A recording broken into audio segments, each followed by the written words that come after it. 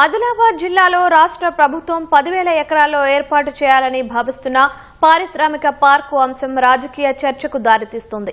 చనాక కోరాట బ్యారేజీ ప్రాంతంలో 10,000 ఎకరాలు అందుబాటులో లేకపోయినప్పటికీ ఆ ప్రాంతాన్ని కాంగ్రెస్ బీజేపీ నేతల బృందం ఏరియల్ సర్వే చేయడం ప్రాధాన్యం సంతరించుకుంది. రాష్ట్రంలో రేవంత్ రెడ్డి ప్రభుత్వం కొలువుదీరిన తర్వాత ఆదిలాబాద్ జిల్లాను దత్తత తీసుకుంది. నిరుద్యోగ యువతకు ఉపాధి కల్పించేలా 10,000 ఎకరాల్లో ఇండస్ట్రియల్ పార్క్ ఏర్పాటు చేయాలని భావిస్తోంది. అందుకు సంబంధించిన భూమి సేకరణపై ఆరా తీస్తోంది.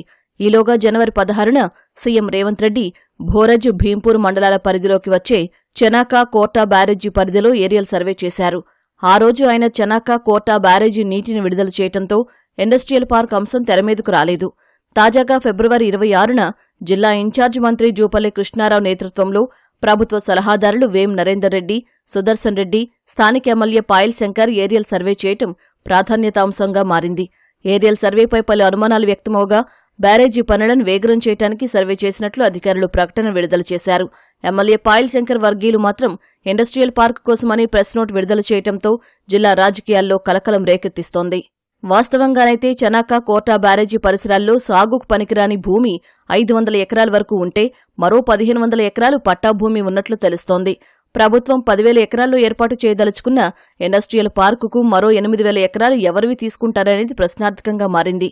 గతంలో ఇదే ప్రాంతంలో కొంతమంది మాంగనీస్ వ్యాపారులు తక్కువ ధరకు కొనుగోలు చేసిన భూములు ఉన్నాయని, ఇప్పుడు వాటిని ప్రభుత్వానికిచ్చే యత్నం జరుగుతోందని అనుమానాలు రేకెత్తిస్తున్నాయి.